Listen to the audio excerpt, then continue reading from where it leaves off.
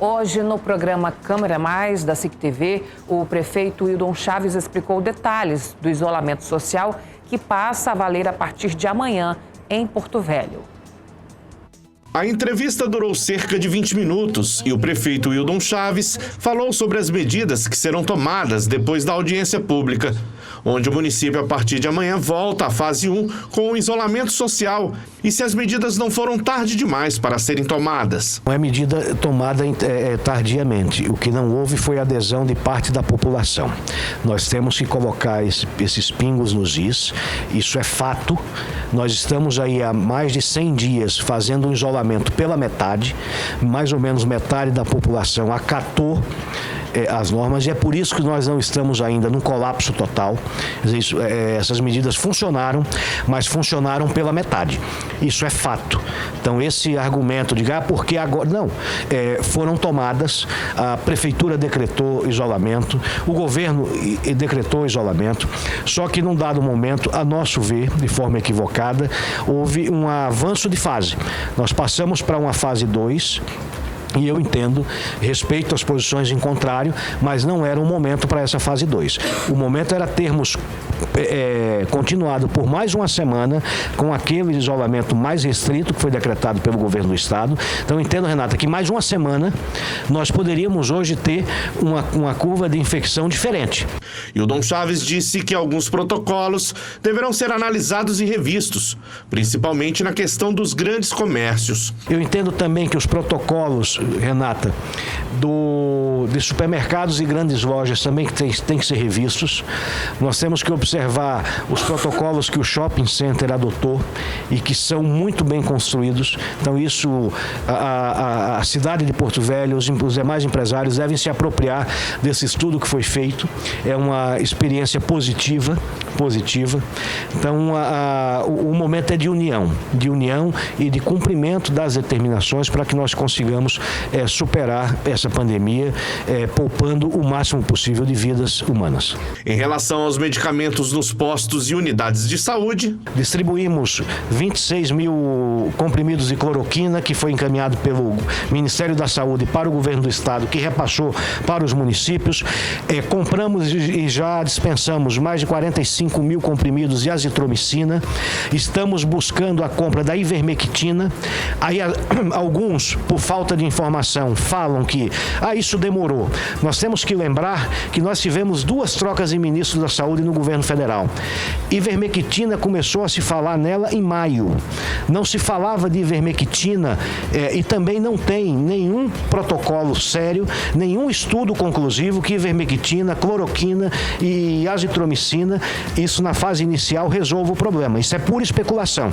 Então, tem pessoas, minha família pegou, mas essa é a proporção. De cada 100 contaminados, 80 não vão ter complicações. Então, isso é fato, isso é científico. Mas, mesmo assim, como há uma demanda, uma expectativa da população, a prefeitura está sim providenciando essa compra. Agora, com a grande dificuldade e já falei isso a semana passada, nós estamos, as nossas redes, praticamente sem os anestésicos necessários para intubação de pacientes. Isso é grave e não tem aonde comprar. Então, se você não quer correr o risco, fique em casa. Falou também na parceria entre Estado e município para a aquisição de leitos. O governo do estado hoje tem, varia de um dia para o outro, mais uma média de 120 a 150 leitos intermediários, que são esses que estão cobrando da prefeitura, ociosos. Isso sem se falar os 140 leitos do Hospital Regina Passes, que o Estado comprou e que vai ter aí 100 e tantos leitos disponíveis. Então, já com 120, 130, já vai para 230, 250. Tem ainda os leitos do Cero, que está fechado, está sem uso, que é do próprio governo estadual também. Então, não faz sentido a Prefeitura providenciar leitos. A Prefeitura está à disposição do Estado, como sempre esteve, para ajudar na contratação de leitos de UTI.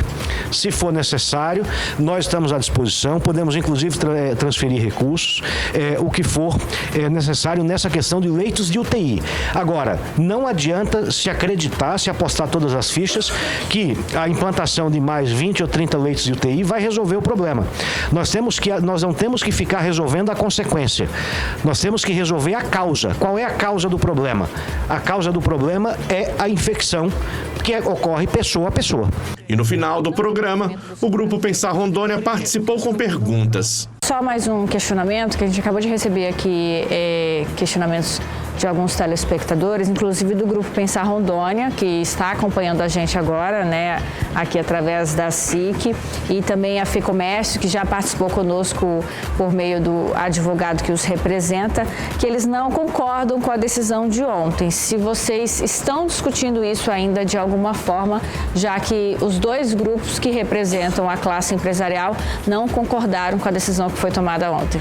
Foi feito um acordo judicial, a FEComércio participou dessa audiência, o Pensar Rondônia participou, o Ministério Público Federal participou, o Ministério Público Estadual, a própria Justiça, enfim, isso foi um acordo construído dentro de uma ação judicial.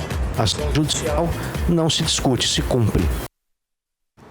Olha, o prefeito é promotor de justiça, o homem, né? Tá acostumado a usar a verbe, a força do argumento, né? E ele é competente para isso, ele é competente. E é bonito a gente ver, né, as pessoas saberem se expressar com tanta clareza. Podemos até eventualmente não concordar, mas isso é uma outra questão. Eu só estou elogiando a facilidade de comunicação que tem o prefeito. Muito bem.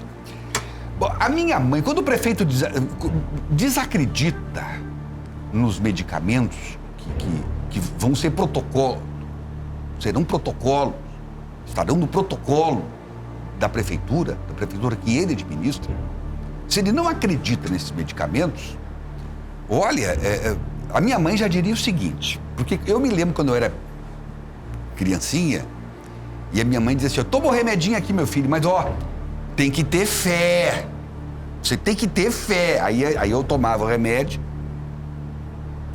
mamãezinha, com fé, isso, se não tiver fé, o remédio não vai funcionar. Ela me dizia assim, pois o prefeito está implantando um protocolo que já foi implantado com sucesso em vários estados e várias cidades, sem fé. A minha mãe deve estar em casa lá dizendo, não vai funcionar. Em Porto Velho, esse protocolo não vai, porque o prefeito não tem fé. O prefeito não tem fé no que ele vai implantar. E ele deixou isso bem claro hoje, inclusive na entrevista da rádio também. Ele saiu daqui da TV e foi para a rádio. Tem uma outra questão. O prefeito disse, a certa altura aqui na entrevista, que os leitos clínicos estão me cobrando. Eu não lembro, pelo que eu percebo, que eu tenho lido, e aqui nós temos cobrado da prefeitura são os leitos de UTI. Isso, a gente sabe que não há necessidade mais de leitos clínicos. E o que me dá a sensação, às vezes, que o prefeito diz assim, se o Estado precisar do recurso, a gente transfere o recurso. Parece assim, que com essa coisa da desconfiança que existe dos órgãos de fiscalização, dessas compras todas que estão havendo no Brasil inteiro, desses medicamentos, equipamentos, máquinas e as ações da Polícia Federal, o que talvez o prefeito esteja colocando freios, às vezes, é de botar a assinatura dele. E isso, aliás, o próprio Confúcio Moura, que foi governador, foi prefeito, hoje é senador, disse, vai chegar um tempo em que ninguém vai querer ser prefeito. Porque ninguém vai querer assinar, botar sua assinatura e depois ter que responder pelo estado de policialismo que nós estamos vivendo. E aí o prefeito então fala, quer dizer, já teve oportunidade, o pessoal lá do Hospital do Amor estava esperando o prefeito para fechar os 10 leitos de UTI, 12 leitos de UTI dessa semana mesmo. E acabou, a coisa do nada parou a conversação. Então, eu vejo que há um pouco, talvez, de temor do prefeito, que ele é uma pessoa muito cuidadosa, tem um nome a zelar, é um homem que nunca se envolveu em escândalo algum, mas ele incontinente diz, se precisar transferir o recurso, eu transfiro. Quer dizer, o pepino fica lá com o governo e ele que vai se acertar depois com os órgãos de fiscalização. Eu tenho que dizer isso porque é a análise que tem que se fazer numa hora dessa. E eu não sei nem se eu culpo o prefeito por causa disso, não sei. Só estou comentando um fato que me deixou muito transparente nas conversas do prefeito. Né? Até porque se sabe que dinheiro não falta. Né? Mas, enfim, agora, o prefeito tem razão. Ele tem toda a razão quando diz que o problema não é lá na UTI.